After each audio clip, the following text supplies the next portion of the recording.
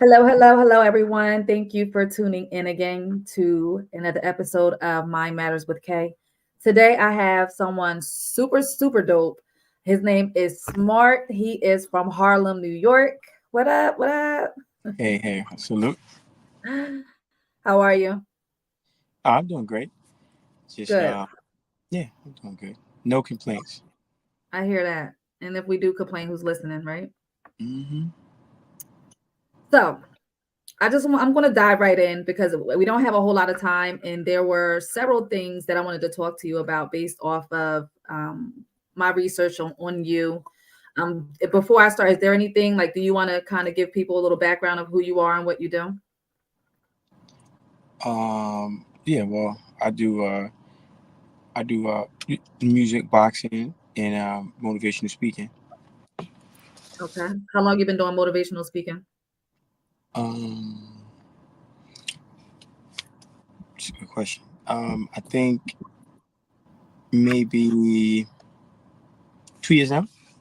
2 years. Okay. Okay. Hmm. Hmm. Well, you do really, really good at it. I will say that I completely love everything that you stand for. You're very powerful, you're informational, you're influential.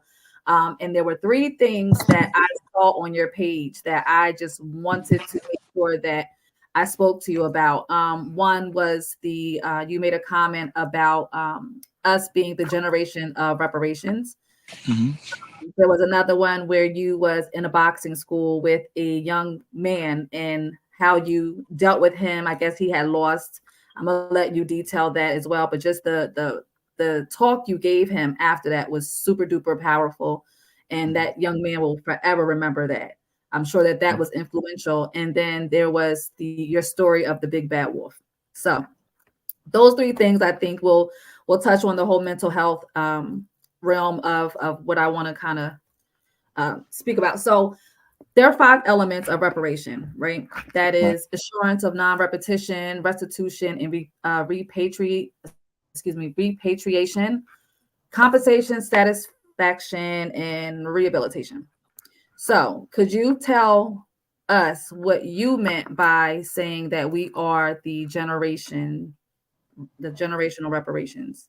So what I meant by saying that what generation reparation is that we're going to create the institutions that are financially prosperous enough to pay out monies to our people across the US. And in addition to not relying on government financial assistance to assist in things that we need to rebuild our communities or create more ownership opportunities within our culture. We Mhm. we have we have e-commerce, we have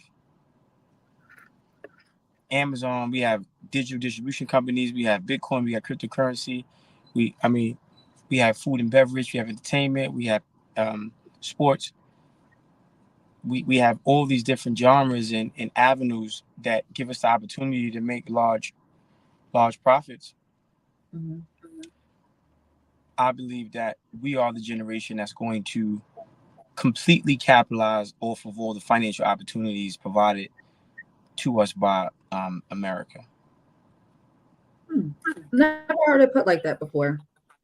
And Um, and the key, like I say all the time, how you think creates how you feel. How you feel becomes an emotion. That mhm. emotion becomes a vibration. That vibration becomes a magnet that attracts things to you.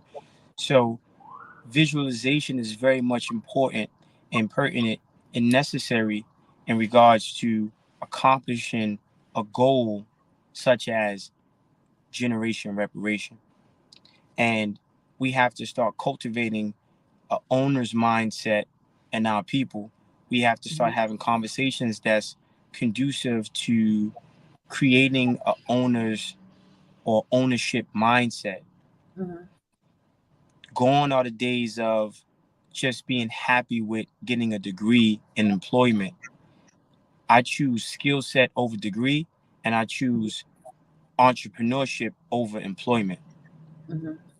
And when we can get our people in abundance and in large groups to think like this, then now we're going to grow. Mhm. And then we also have to mobilize our we need unified ballot organizations where we start to mobilize and unify black voters, so now we can become unified in one group, so we can be titled as the black vote. And then Mhm. now, if candidates or potential politicians or political leaders want to solicit the black vote, they have to immediately do things that benefit the people that they're getting that vote from. So those are one of the institutions that we have an opportunity to build right now, which is unified. I like to give. I'm coining the phrase unified ballot organizations or associations, where every black voter is a part of this group, Mhm. and as a collective, that will amplify our voting power and Mhm. make it more incentivized for people who are lawmakers to do right by us, because we have a more powerful vote, because we're actually unified, and there's organizations that if you cater to, you'll get the black vote. That was very powerful. I personally have never even heard of it, put like that, and I do think that that could definitely be beneficial. But I'm going to assume that when you say that, that's more so like the presidency, right? Or are you No, talking about not just the local president, but municipalities as well? we talking about, so we talking about presidency, we're talking about mayors, we're talking about district leaders, right? Every community has a district, and then they have a district leader, and these are the people on the ground level who control some of the finances from the government for our Right. neighborhoods and our communities, right? Mhm. If we talking about the presidency, absolutely, because there needs to be executive orders passed to protect our people and to protect against black hate. A couple Asians people get murdered in Atlanta. Within a couple of months, an executive order gets passed to protect Yep. Asians, Yep. and Yes. we've been dying and getting killed for over 400 years, and there's no accountability. And in order for there to be accountability, we have to create institutions that have enough power to hold criminals accountable in government.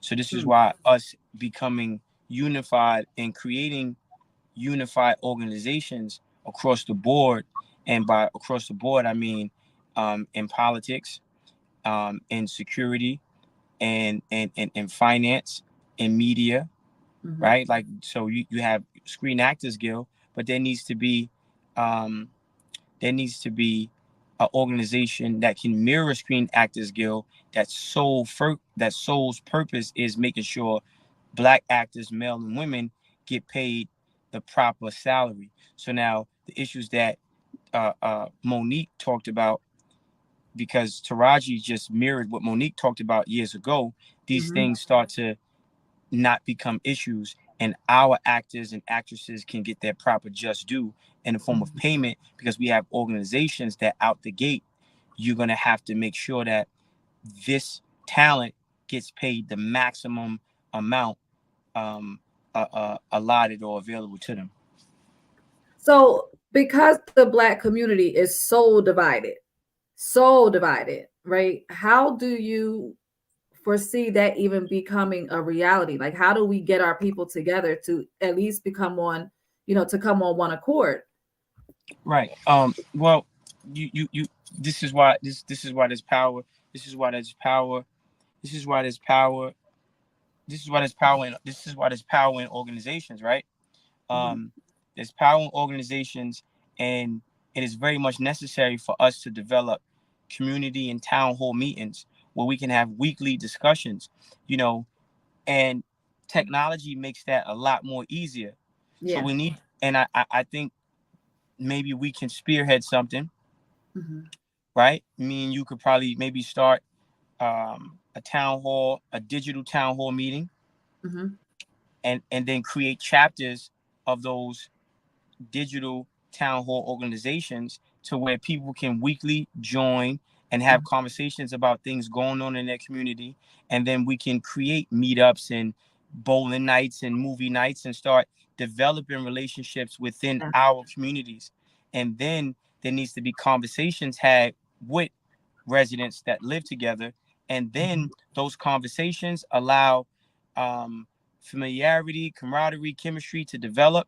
And then now we can get them to be unified and mobilized because they're actually creating relationships. So the digital town hall groups will be a catalyst for community relationship building, where we're teaching our people how to make relationships. I need to know my neighbor now. I need to know my neighbor. I need to be speaking to my neighbor. I need to have a rapport with my neighbor, not just hi and bye on the elevator. Right. So, yeah. Right. That's I'm telling you, like, you got it all planned out. Like, I wouldn't, me personally, wouldn't really know where to start outside of, just kind of creating a safe space for people to have these conversations. I will say that in terms of the, voting and things of that nature, a lot of our people don't vote locally, right? So a lot of times, like with the Obama, like the presidency, a lot of Black people turned out for that. Like, that was like record voting, right? But what people don't realize is that we have to begin voting at the local municipalities, your boroughs, your like you said, the mayors, because it starts from the bottom up. You can't go directly to the president expecting them to do something about poverty, because not to say that it's not at the top of their list, but there were more so about. It's definitely not to cut you off, but there's definitely a chain of command, right? And there's a due diligence, and then a chain of command that has to be followed. So we have to increase our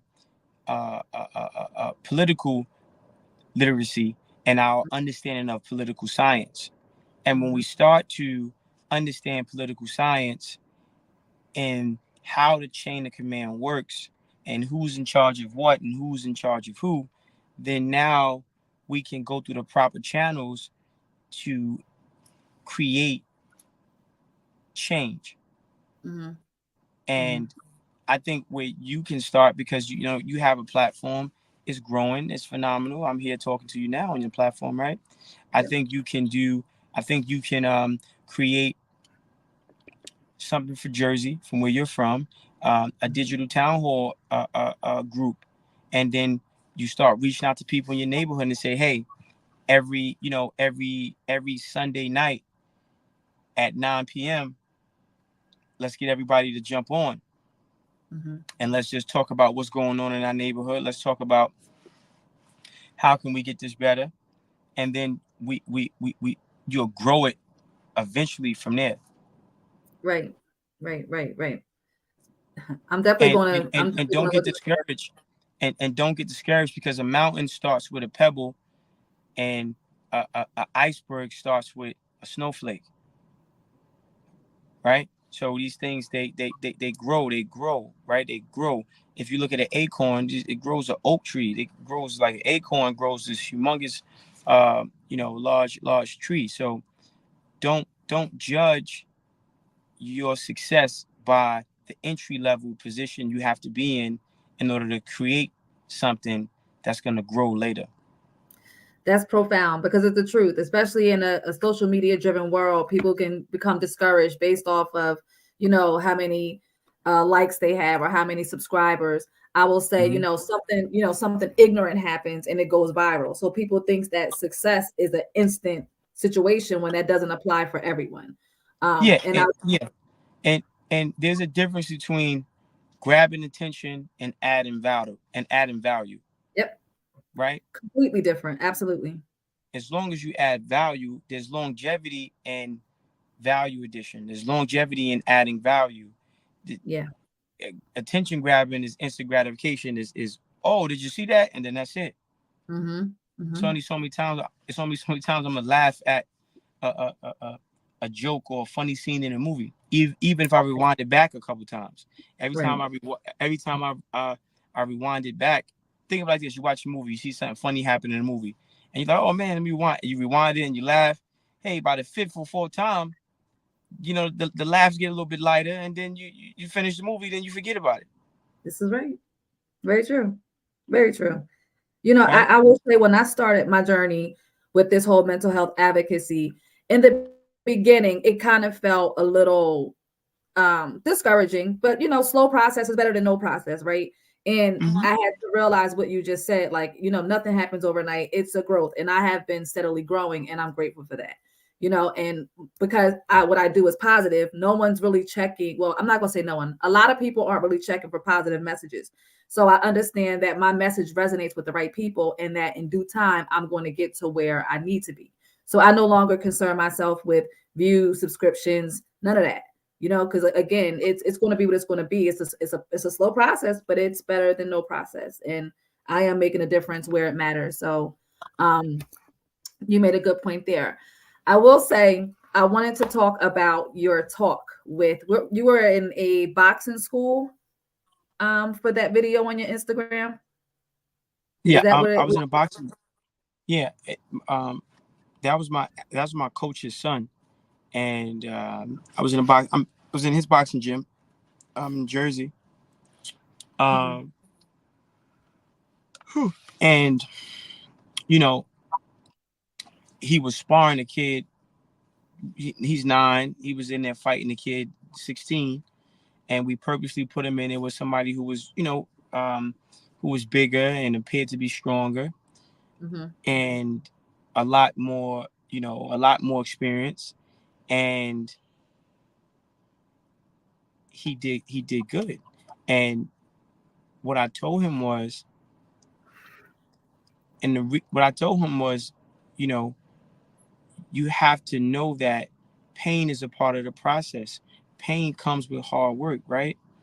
mhm, And sometimes when you expect yourself to fail because the task in front of you can seem insurmountable because you don't have no point of reference, you mhm, know, when you feel overwhelmed, think about what you overcame. But if you never overcame something as large as you're overcoming in this moment, then you kind of have to search for confidence, and your mind can play tricks on you. So I told him, I said, no, you didn't fall, you didn't get knocked down, you get knocked out, you're standing strong, you're here. This is your moment. This is where you learn that there's an actual another level. mhm, um and that was just something I was very grateful to have the opportunity to articulate to him, to teach him, and to give him. And it's very important to have conversations like that with little black boys, yes, because these yes, are the early these are the early developmental stages of their lives. A child's mhm, learning curve is the shortest from 0 to 7. Learning curve meaning their ability to consume, retain, and learn new information. So mhm, when you got a kid that's 7 years old, 8, 9, anything under 10, these things, they become ingrained in their subconscious mind. So I'm teaching him to be confident. I'm teaching him to have mental toughness. I'm teaching him when it's okay to fail, but fail fast and make adjustments, learn, and then showcase your improvements that you were able to mhm, improve upon because you failed and you learned lessons through the failure. And then now you're taking the information you learned from failing, and then you're applying it, so now you have a victory and you have success. And then mhm, teaching them self-talk, talking to yourself: I am special, I am strong, I am special, I am special, I am special. Because everything you add to I am becomes added to you. This is now we're mhm, having a conversation with God. Once you start getting into the the that type of a wording, I am. So mhm, teaching them the power of his words, and how to tap into that power of words by using the specific word, uh, I am. So mhm, that's what, that's what that was about. And like I mhm, said again, yeah, I'll be repetitive with it.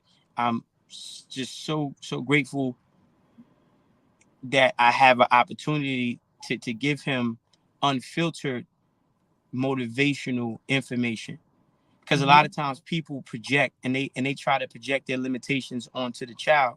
Yep. because Yep. because because they miss their point of internal development. Hmm.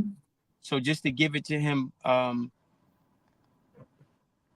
just direct and not watered down. Yeah. It just felt so good to be able to tell him how special he is currently, how special he's gonna be, and the importance of hard work and essentially walking through the fire. I'm gonna tell you something. The delivery for me was everything. I watched that video maybe at least 10 times because I understand the importance of a black man telling a young black boy, stop crying. Not saying to him that you're not a man if you cry. You told him stop crying, wipe your tears. Nothing happened. Like you were assertive, but you weren't yelling, you weren't demeaning him, you weren't Mhm. emasculating him. You were giving him courage, you were giving him strength. You let him know, like, all right, yeah, he was bigger than you, he did this, that, and the third, but nothing happened. You're still here. You're still, you know what I mean? Like, so your delivery, it really touched me. So I'm like, yo, if we had at least 10 people in the neighborhood, in the black communities, like you, like-minded, that was in each community, they would change the trajectory of our youth because a lot of black males don't have that positive Right. positive role model to reassure them and to let them know, like, it's all right to mess up, it's all right to fail. It's not the fact that you fail, it's about what you do with that failure and how you level up from that. Right. And your delivery was amazing, and it wasn't like it was a long drawn out process. Like you said it very, like, it was quick, but it was effective. And it was Mhm. effective to the point where I watched it several times and I looked at it from different angles. I looked at it from, the perspective of watching you, the perspective of watching a young man, the perspective of watching the young boy that was next to him. Was that his opponent? Mhm. Mhm.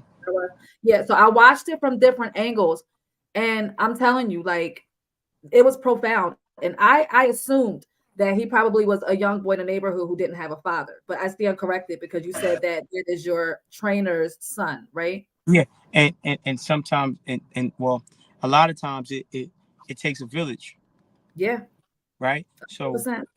it's it's it's conducive to that child's self development to have multiple strong male presences um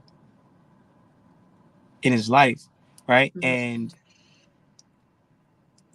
the reason why the message was so potent was because I spoke to him from the lessons I learned from the mistakes I made, and I mhm, and I wanted him to grasp this thing. I remember playing basketball, right?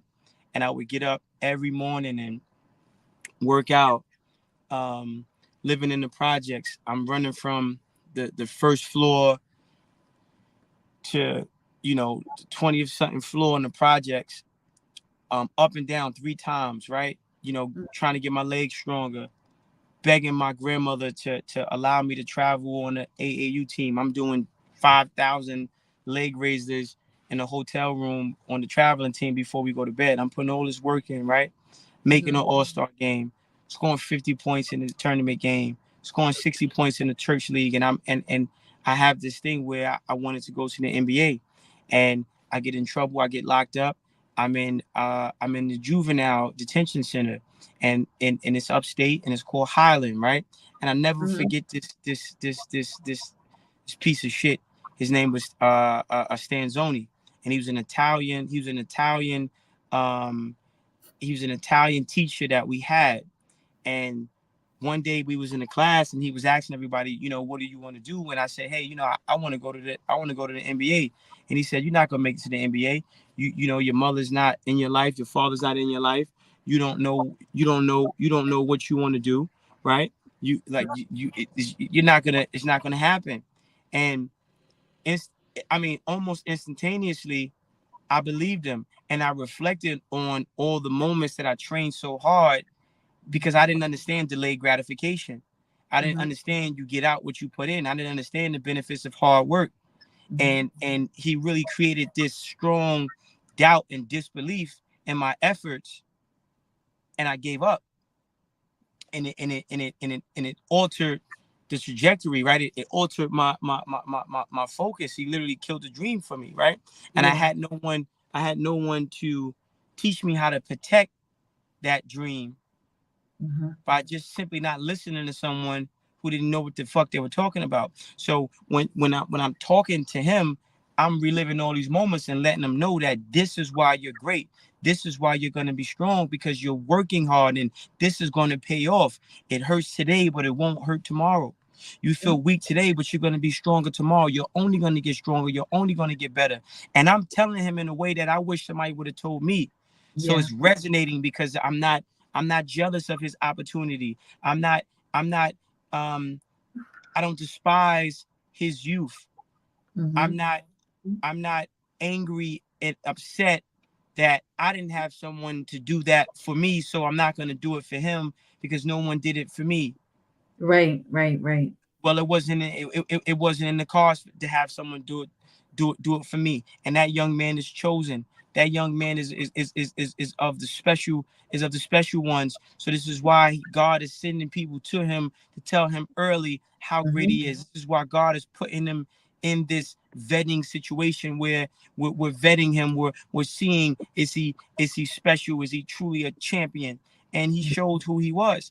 And I was just so happy to tell that to him in an unfiltered, supportive, nurturing way.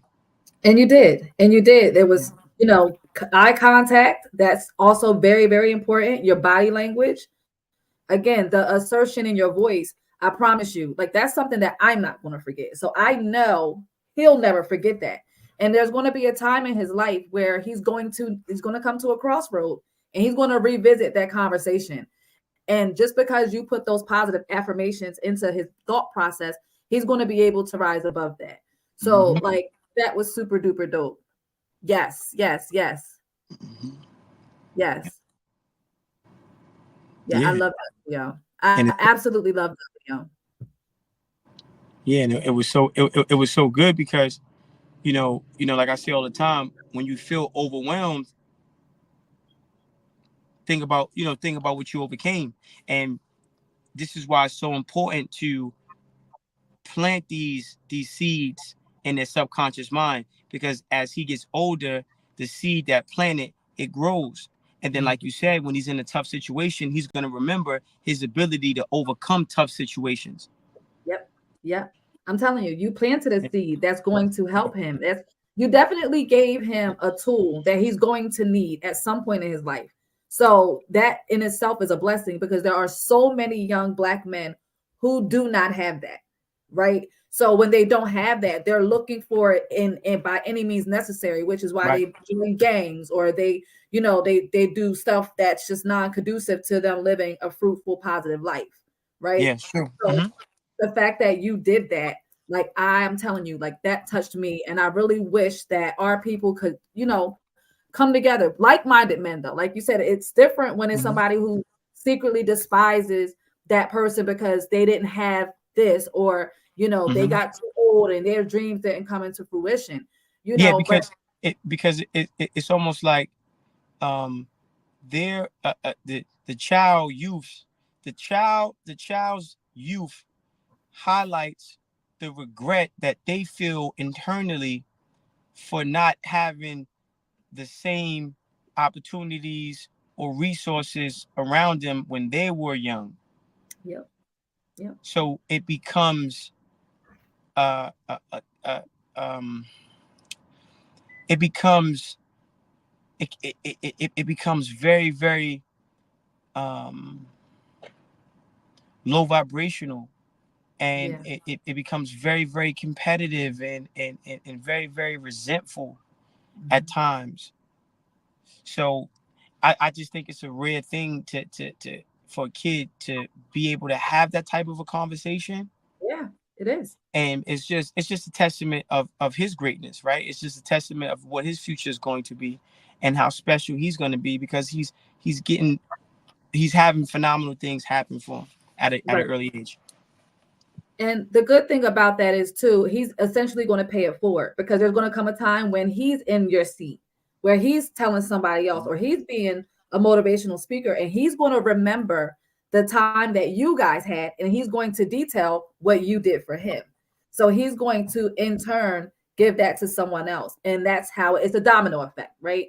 So I'm grateful that I even came across that video, because I'm telling you, like, that really just restored faith in, just knowing that some people really do care about the youth. Some people really will, be there and support them and cheer them on and empower them. And that's exactly what you did. So I've definitely wanted to commend you on that. I'm gonna dive right on into the big bad wolf, right? So big bad wolf, the connotation that surrounds that, it's nothing that a lot of people haven't heard of, right? But the way that you articulated it, the way you explained it, the way you detailed it, for me was something that I've never heard of. So if you don't mind, I would like for you to give us that story. Mm-hmm. The boys in the village, you know the story, right? He's like, yo, the wolves are coming, the wolves are coming, the wolves are coming. And everybody comes, right?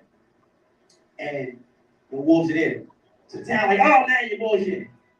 He says, oh, the wolves are coming, the wolves are coming, the wolves are coming, the wolves are coming, the wolves are coming. The town comes again, pitchforks, fires, everything. No wolves are there. They say, next time you tell us the wolves are coming, we're going to leave you.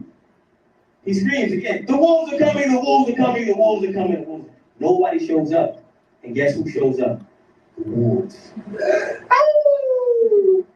They tear the shreds. They eat them. They eat them. Murder. Wolf dinner. So now they're having a funeral, right? They're having a funeral, and a good friend of the boy's family is speaking on his behalf. And he said, shame on you all. Shame on you all. Do you know the story of the boy who cried wolf? Do you really know the story? Because his brother was murdered by a wolf. His mother became an alcoholic and had a heart attack and died. His father went to a insane asylum. So the little boy had abandonment issues, so every time he cried wolf, he wanted the town to just be there. He wanted to feel not neglected. He was teased in school all the time. So when he cried wolf, and everybody came to be there on his behalf, right? He felt connected. And that was his only way to get connected to the village, was to lie about being in danger. So he died in search of love. He died in search of love. Shame on the village. Shame on the village. He died. He just wanted love. He just wanted love. And when he got to heaven and he asked God, he said, God, I'm so sorry, I'm so sorry. He said, listen, man, you should have learned to love yourself. The boy who cried wolf. Did you hear it? Yes. Was it you can hear it? I could hear it, yeah. So I believe, I'm sure that the viewers have heard it. Okay, so basically what I was saying was, the boy, it's the story of the boy who cried wolf, right? And he's crying wolf, and he's telling the town that the wolves are coming, the wolves are coming, and the town shows up, and no wolves are there, and after about 3 or 4, a couple times of him doing this, one of the town leaders warned him. He said, hey, you're gonna call us next time and nobody's gonna show up. Mm-hmm. And he screams it again. The wolves are coming, the wolves are coming, the wolves are coming. And then nobody shows up, but the wolves show up and the wolves eat him. They kill him, they murder him. And but someone who was a friend of the family, because everybody in the village, they were talking about the kid. Man, he should have been more honest. He should have been more direct. Why did he play games? Why did he say he needed us when he didn't need us? And then when he needed us, we couldn't show up because we didn't believe him. And they're just saying he was stupid. They laughed at him. And then the guy, he's speaking at the funeral. He's speaking at the kid's, eulogy. And he's saying, shame on you all. Like, do you know his story? Do you know what he went through? Do you know that he lost his brother? The brother was killed by the wolves. The mother lost her mind, and became an alcoholic and became addicted and had an overdose and died. And then the father losing his first son and his only love, his only true love. He goes crazy. He gets dragged away into a insane asylum, and this kid is alone. He's being teased. He has to deal with bullies. He has to deal with school. He has to deal with just everyday life, and his whole family is gone. He's by himself. So now he feels he doesn't know. He has abandonment issues, right? Yeah. And he just wants to feel like he's getting nurturing, and that nurturing to him feels like it's coming in the form of attention, Mm-hmm.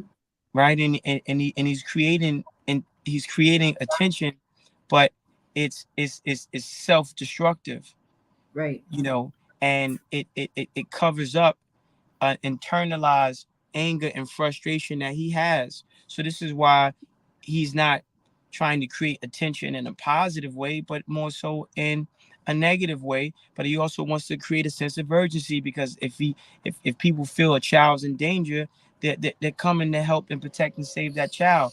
And he Mm-hmm. wants to feel like he's being saved because he's been robbed of an experience with his mother and having a mother's love. Right. Mm-hmm. So I mean that story was very tough, and it is very important to understand that kids, they communicate through their negative actions. Sometimes kids Right. do a lot of nonverbal communication, right? Right. And it's important to pick up on the nonverbal communication being displayed by kids who are going through traumatic experiences in hopes of saving them before the wolves actually come, Mm-hmm. right? Mm-hmm. And then also, telling that story from saying like, okay, God is telling him, you should have learned to love yourself. And the only way for that child to love himself is to be present and understand that through him being present, he's going to be able to develop himself in a way to where he can have the emotional maturity and intelligence enough to love himself, but also establish new relationships down the line that can be loving as well. Not to replace the family that he lost, but to create a new family that he can actually love Mm-hmm. and give that love to. Yeah. And it's ironic because although the clip was like all of what 2 minutes, maybe three, and not even that, Mm-hmm. but everything you just said in the long term, like that was all captured in a matter of 3 minutes. Mm-hmm. Just the fact that kids, when they do not have a solid foundation, they create this protection, if you will, for themselves to get whatever it is they're lacking, right? Mm-hmm. So he did that. Also, you pointed out the fact that it comes from self-love. Like you can't, again, like everybody has a story, right? And I understand that it's not really about what we go through, but rather how we allow it to affect us. But like you just said, children, sometimes they don't know how to articulate how they're feeling. So they do things that's going to get them attention, although it's not positive attention, it's attention, right? Right. Mm-hmm. So just even detailing that and then allowing people to see how someone can self-destruct simply Mm-hmm. because they don't love themselves, Right. right? And we condition children by our reactions to their behavior. Mm-hmm. A lot of times there's a more swift reaction when it's something negative versus something positive.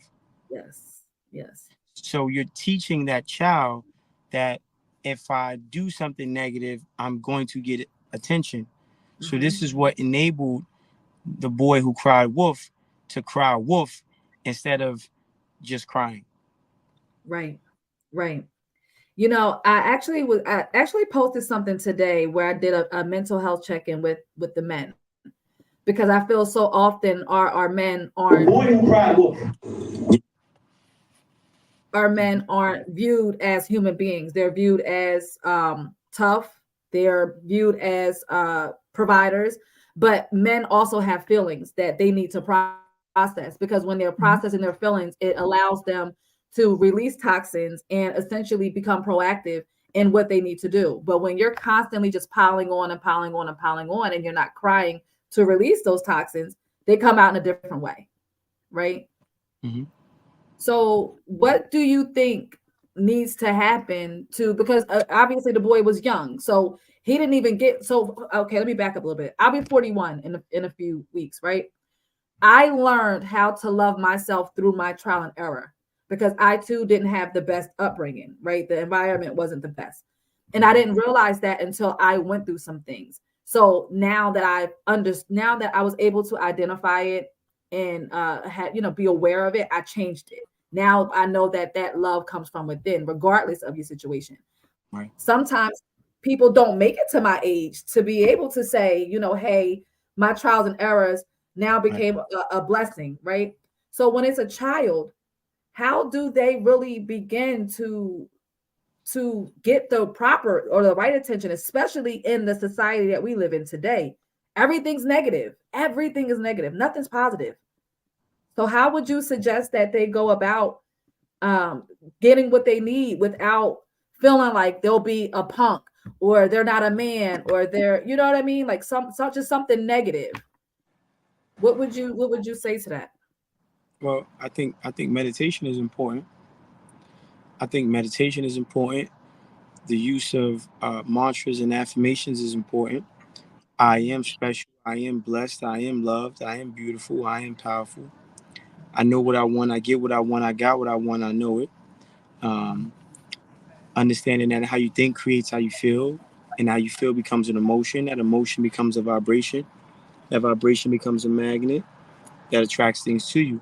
So you're gonna utilize your thoughts to control your emotions, and then become more intentional every day with your emotions, because you're thinking in a way that creates a feeling that needs to be felt in order for you to have mental the proper adequate mental health.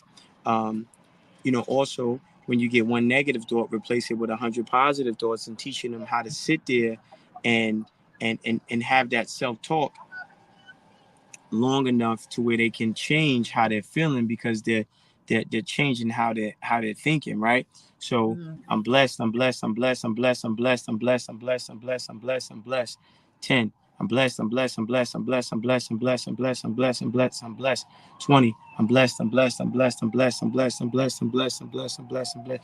30. I'm blessed, I'm blessed, I'm blessed, I'm blessed, I'm blessed, I'm blessed, I'm blessed, I'm blessed, I'm blessed, I'm blessed. 40. I'm blessed, I'm blessed, I'm blessed, I'm blessed, I'm blessed. I'm blessed, I'm blessed, I'm blessed, I'm blessed, I'm blessed. 50. I'm blessed, I'm blessed, I'm blessed, I'm blessed, I'm blessed. I am blessed, I am blessed, I am blessed, I am blessed, I am blessed. 60. I am blessed, I am blessed, I am blessed, I am blessed, I am blessed. I am blessed, I am blessed, I am blessed, I am blessed, I am blessed. That's 70. I am blessed, I am blessed, I am blessed, I am blessed, I am blessed, I am blessed, I am blessed. I am blessed, I am blessed, I am blessed. That's 80. I am blessed, I am blessed, I am blessed, I am blessed. I am blessed, I am blessed, I am blessed, I am blessed, I am blessed, I am blessed. That's 90. I am blessed, I am blessed, I am blessed, I am blessed, I am blessed, I am blessed, I am blessed, I am blessed, I am and blessed, I am blessed, I am blessed, I am blessed. So that took under 3 minutes, right? When you get one negative thought, replace it with 100 positive thoughts, and having the patience and mental toughness to actually sit and talk to yourself in a positive way, so you don't make an impulsive decision. And and and and teaching them that they need to make moves based upon intelligence and not just emotion. Yes, yes, yes, yes. Yeah. But unfortunately, a lot of kids don't have, especially inner city kids, they don't have that. So it's like with them, like if they don't have parents, if they have parents that are substance and alcohol abuse users and living with, neighbors or grandparents, grandparents at a certain age, they don't have the capacity to really do and raise those children the way that they Mhm. need to because they're True. older, right? Right. So it's like for the younger kids, if they don't have that, and all they see when they walk out of their door is dope boys, drug dealers. They see the dudes with the nice cars and all the jewelry and the women. They aspire to be that. So Mhm. how do we get I mean, outside of us, motivational speaking, being advocates and this, that, and the third, but is it realistic to think that a child can really give themselves something that they've never had, which is positive affirmations, love, Absolutely. Absolutely. Absolutely. You got to speak. You got to speak. You have to speak certain things into existence Right. uh, for those children. And I think. Well, I know for sure conversations like this contribute to these kids, changing because they're gonna find the content. Mhm. They're consumers. They're consumers, and they have a high consumption of digital content like this, right? So Mhm. when the content is out there, they're gonna find it, and always have to be optimistic about the youth because they're the youth. They're young. They're Yeah. pure. They're pure. They don't have the limitations that we have or we had, so to say. And I think it's just about having conversations, building institutions, Mhm. popularizing consciousness, making it popular to have conversations like this, making it Mhm. popular to talk about, family, and then being patient enough to let God do the work in terms of growing. You plant the seeds, but God controls the water that's Yes, gonna he does. go over them seeds. So yeah. You have a way with words. I'll tell you that. Did you go to school for like public speaking or something? No, I got GD in prison, man. Listen, no matter, you got it. Yeah. Nah, this was very, very positive. I think it's like you said, it's important to have these conversations because you never know who is going to run across it. And I think the importance is having children be able to look at myself or you and be able to see themselves Yeah. in one of us and be like, oh, okay, well, if they did it, then I can do it. It may not always be on the home front. You know what I mean? So Mhm. it's good to have these dialogues, which is why I do it, which is why I know you do it. And I just want us Mhm. to be effective, even if we just Absolutely. saving one, because if we save one person, essentially that one person is going to affect everyone else around them. So like if they Mhm. have children or when they grow up and have children, they'll be recipients of it because their mindset is But different. no, if we save 1 million, see, you have to set numbers based upon digital distribution. 20 years Mhm, ago, it was if I could only save one, well, mhm, I could save millions because they're going to go back and watch these conversations. They're going to go back and listen to this content, right? So if I mhm. could, so that one needs to turn into 1 million, and we need to set a higher number for youthful change and minds of these if the minds of these kids who are impressionable, right? Like we're setting higher goals for the reach because this very conversation, 1 million people are going to see it. Mhm, So mhm. out of those million people, you're going to change more than one life. See, so I the mean, I like the way you think. the I like numbers the are way. going. But when I say just one person, of course, the goal is definitely a lot higher, right? But Mm-hmm. again, with certain people, they get so caught up in numbers that they may shut down and may kind of withdraw. So in my mind, for me, I'm saying if I only get one person, right, that one person is essentially going to be able to change the lives of other people simply because of what they saw here. Right. So it's just more so just making sure people don't focus on the process. Like you said, it's about us planting the seed and allowing God to water it in God's timing. For sure. So, that's what this is about. Um, I am so glad that you took the time. I know you're super busy. I'm so glad you took the time to have Appreciate this you. conversation with me. Because again, you never know who's going to see this, where you really may save somebody's life. So I'm grateful. I'm not going to keep you much longer, but is there anything that you would like to say before I let you go?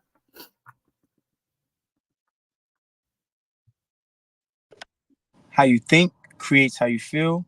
How you feel becomes an emotion. That emotion becomes a vibration. That vibration becomes a magnet that attracts things to you. You can control how you feel every single day. So before you start your day, make sure you don't leave the house until you feel how you want to feel. And pick a feeling that you want to feel: excited, happy, strong, rich, whatever those feelings are. Write out exactly how you want to feel, and it takes a minimum of 3 minutes, 3 to 5 minutes to create that feeling inside. If you constantly think about things that make you feel that way, right? You can every single day you can feel good. right? Every single day you can feel how you want to feel, and you control that, because how you think creates how you feel. How you feel becomes an emotion. That emotion becomes a vibration. That vibration becomes a magnet that attracts things to you. So have the courage to think the thoughts to make you feel better. Mm, awesome. Amazing, amazing, amazing. And to just piggyback off what you said, you know, our minds are very powerful. For it to be a measly 3 pounds, it is the absolute most powerful organ in our body, and we control it. And it's not up to the brain to control us. We have to control it. So, like Smart just said, put positive affirmations in your mind. Know that, be confident, regardless of the naysayers and people who try to tell you that you can't do something. Good evening. It becomes valid if you allow it to be valid. Right. So, Absolutely. you know, don't allow someone else to invalidate you. And if you allow it, then that just means that you control that, not them. So I thank you so very much for coming on and spreading your wisdom and sharing your super positive insight. And I appreciate you. Oh, I appreciate you too. And I look forward to us having a part 2. We got to do something in person because we're both in Yeah. New York. So. Yeah. Definitely. So yeah, I thank you, viewers. I thank you guys for tuning in. This was a super powerful conversation. And if you know someone who can benefit from this, please share this because you never know who you're saving. I will see you guys next week on the next episode of My Matter.